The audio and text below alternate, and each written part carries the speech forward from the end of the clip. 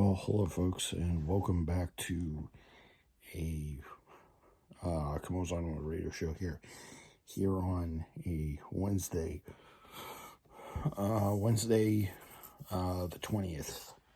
No, actually not Wednesday the 20th, Wednesday the 19th. Tomorrow is Thursday the 20th. Hello everybody, welcome back. I didn't record a vlog yesterday. This is going to be episode 51 of the year, and it's going to be 421 overall. So far, I've actually done a good promise to kind of put these in. So yeah, guys, I hope you guys enjoyed the videos the last couple of days. So yeah, so I was going to talk about so I told you guys I was going to talk about the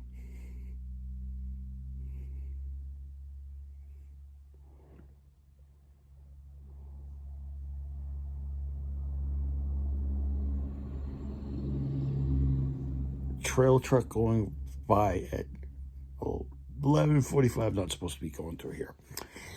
If you guys didn't listen to that, that was an 18-wheel that's going through a residential area on a main road that's not supposed to be freaking happening. I'll have to make sure I let my dad know that, because he usually tells the police what's going on. So I wanted to talk about the two new cars that are going to be coming out for Chevrolet 2025 and 2025, not 24. So the Z06 is already out. So the Z06 is already out. You guys know, 5.5 liter flat plane crank V8. So the ZR1 is going to be coming out next 2 years from now, but it's probably going to be a 24 model. And then the Zora is going to be a 2025 model, probably going to be coming out in 25. So yeah, so what Chevrolet is planning to do is planning to release, so we have the Corvette Stingray, the Corvette Z06, the Corvette ZR1, and then the Corvette Zora. So basically, by the end of this, so the Corvette Stingray, the C8, the one that came out in 2020, about 4 years ago, that's mild. That's sort of regular, mid-range supercar. I don't care that my Apple Watch is fully charged. That is mild. That's kind of ho-hum, 495 horsepower, 0 to 60 in about 3 seconds, 2.9 seconds, about 3 seconds, give or take. I think it's like 3.4 for the convertible. But the Z06 is going to be, it goes from 0 to 60 in 2.6 seconds, and has a top speed of about, I don't know, 190, because it's got 6 million horsepower, 670 horsepower. That's a little spicy. That's a little spicier. That's spicier. That's nothing. So I'm going to get into hot, and then extremely burn your mouth hot. Okay. So basically what they're going to plan to do is the ZR1 is going to be a 5.5 liter LS LT6 that you're going to find in the C8R Corvette, and that you find in the ZR1, except they're going to stick 2 turbos on it. And the car is going to have 800 plus horsepower. The car's probably going to weigh probably 3,800 pounds, maybe 3,800 pounds, probably with all that in there. It's probably around the same weight as the E-Ray, which is about 3,700 pounds with the electric motor in it. The E-Ray is kind of, oh yeah, I forgot the E-Ray. The E-Ray has 655 horsepower. So that's kind of in between the Z06 and the other Corvette. That's kind of, that car doesn't matter, because That car doesn't matter because it's a hybrid. That car doesn't matter. Actually, that car does matter because it's a hybrid, somewhat. Even though a hybrid Corvette is big. Oh, we want to go. Oh, we want to go fast, but we want to save the planet. You're not saving the planet. 655 horsepower. You're not doing it. You're not doing anybody any justice. So that's the hot one. The last one on the list, and I can see why that they're going to do the ZR1. The ZR1 with 800 horsepower, probably going to do 0 to 60, and probably, if the Z06 can do it in 2.6, then the ZR1's going to be able to do it in 2.3 or 2.4, some really ridiculous 0 to 60. Some really, really mind-boggling 0 to 60. Do I think it's necessary? Or do I think it's going to perform that way? Probably not, because it's going to be a little bit heavier. So it may be around maybe 2.3 or 2.4, because traction and it being heavy, it doesn't have... It only has another... you can do the math with me. The car only had... If the car is going to have 800 horsepower, tops, if it's going to have 800, they're saying around 800. They don't know how much. We'll find out the similar specs. Well, let's say it has 800 to start out. So 800 from 670. So let's count that up. So 670, 30 more is going to be 700. So it's only going to have 130 more horsepower. You guys are probably sitting there wondering, well, the E-Ray has another 100. Well, the E-Ray has 155, has 655. So if I'm doing my math correctly, which I'm going to do for you guys right now, the E-Ray has 655 horsepower. And the regular Corvette Stingray is 495. So basically, the regular Z06, if you guys do the math with me, 495, put another 5 on there. Then you put another 150 on there. So the car has about another 160 horsepower. So they're only putting in just as much horsepower as they do in the E-Ray. And the E-Ray is going to weigh more, so it's going to go slower. But you're going to be able to put it in full electric mode, obviously, in order to get some mileage. Probably only get 2 mileage on 2 miles. Probably only get maybe 4 miles of electric range. Unless you put a Tesla battery in it, which will give it about 1 million horsepower. But anyway, so yeah, I don't know about the ZR1 and stuff like that. So, and I'm excited for it. Probably going to cost $150,000, which sounds right to me. They're saying it's between 150, 160, and they're saying that's a Corvette level price, because let's just face it, 800 horsepower for 160 grand. That's actually a steal. How much does it cost to buy an 800 horsepower supercar? How much does it cost to get a Ferrari at that level? Anybody? $250,000 to $350,000 to $400,000. Pretty damn good bang for your buck for a car that has that much performance. And the E-Ray is supposed to be probably only another the E-Ray is supposed to be 100. I think it's supposed to be 120, 130 or something like that. They may give you a little less because they'll give you a tax deduction because it's a hybrid, that sort of shit. Yeah, so they're like, oh yeah, we're going to give you a hybrid system, so we're going to give you a tax credit because you're going to save the environment. Well, at least you can go 2.6 seconds, and at least you can go 2.6 seconds or whatever it's going to do in a hybrid system that's probably going to outrun a Tesla and can get more range than a Tesla. Because if you thin out a Zeo, because if you thin out a C8 and you put maximum gearing on it and you do what you can do, you can probably get 30 miles to the gallon, and you could probably get 400 miles. What can a Tesla do? Can a Tesla do that for 100? Can a Tesla do that for?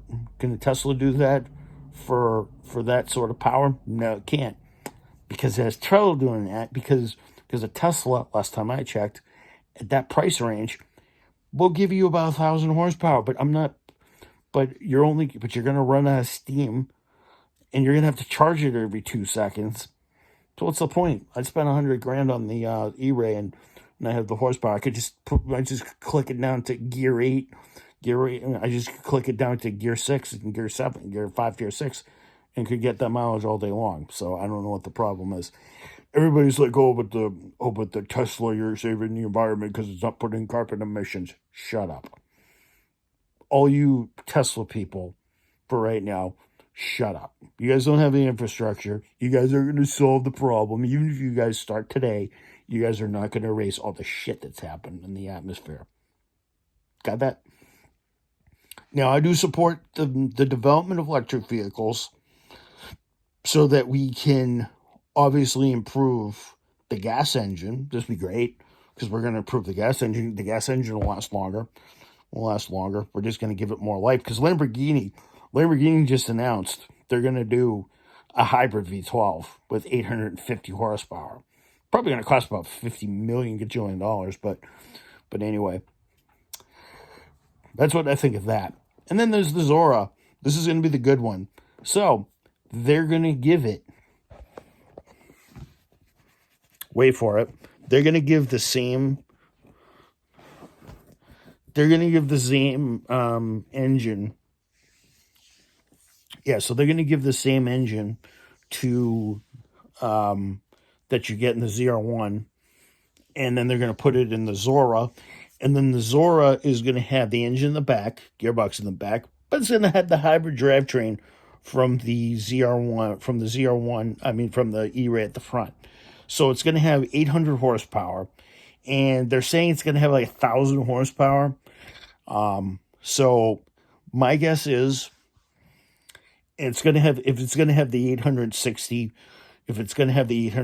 so the ZR1's probably going to have about 840 horsepower, because there's no way because if you're going to do the math and you had 160 horsepower and 800, you're going to get 960 genius. So it's probably going to be about 840 on the ZR1. So you're going to get 1,000 horsepower, and the car's probably going to weigh 4,200 pounds, probably between 4,000 and 4,100 pounds. I'm thinking the guys at Corvette are probably going to figure out a way to lighten the damn thing, because there's because we have race cars that weigh 1,900 pounds, that weigh 2,300 pounds, and they're able to pack 670 horsepower. And the old Toyota TSO40, TSO50 was packing 1,000 at like 925 kilograms. So I think they're going to be okay.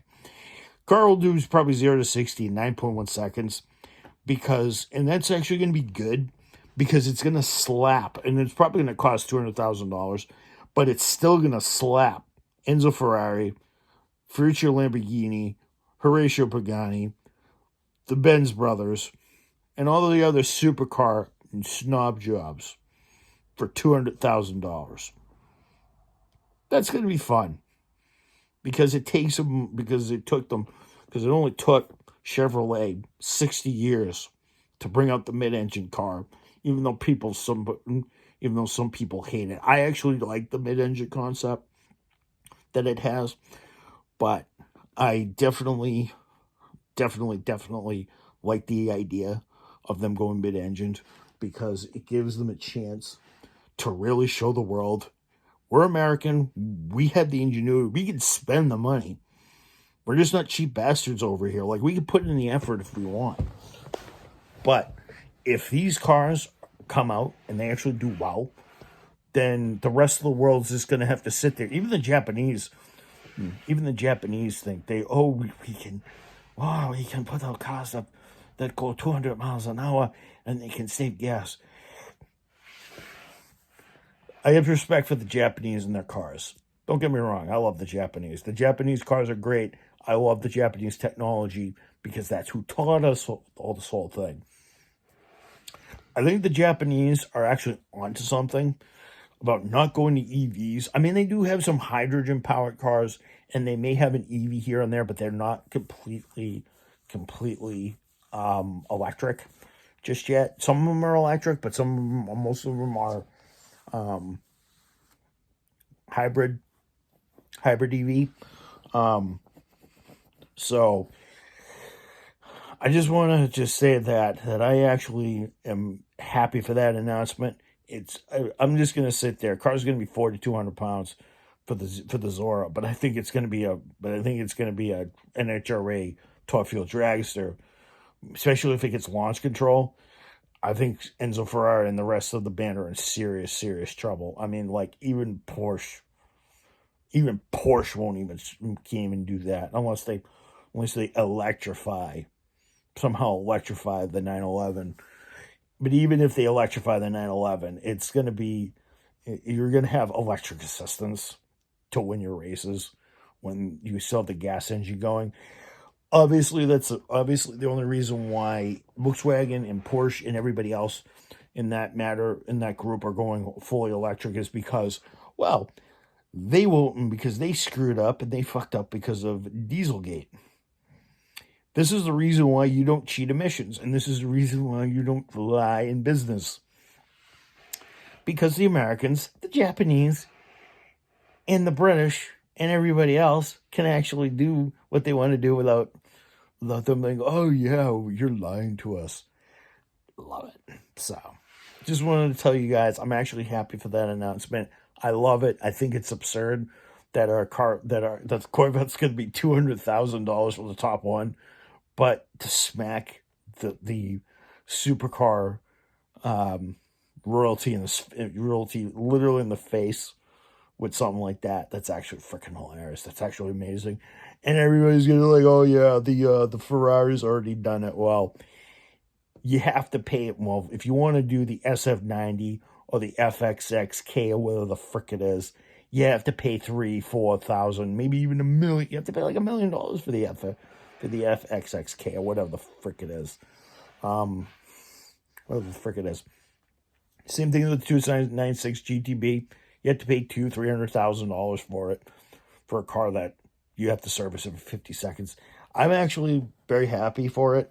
And the fact that the ZR1 and the fact that Corvette is still going to run cars. The only bad announcement that I don't like is they said that they're going to make an SUV. And that is a topic for Friday. I will tell you guys why that is such a bad idea. So yeah, I'll leave you guys with that thought. I'm just going to tell you this right now. Most of that talk is going to be very negative. So I'm going to start a positive with you guys telling on my days, and then I'm going to get into the negativity on that video. Maybe I'll shoot that tomorrow because I'm feeling so pent up on that one. But yeah, I just want to tell you guys my thoughts on what I thought on the Z06, the ZR1, and the Zora, which is basically the flaming hot chili pepper of the range. So I'm happy. Corvette, Chevrolet, my hat's off to you guys for actually making sure the internal combustion engine lives longer and takes a large puff of smoke to the hybrid elite, to the hybrid electric elite. Thank you, and have a good night.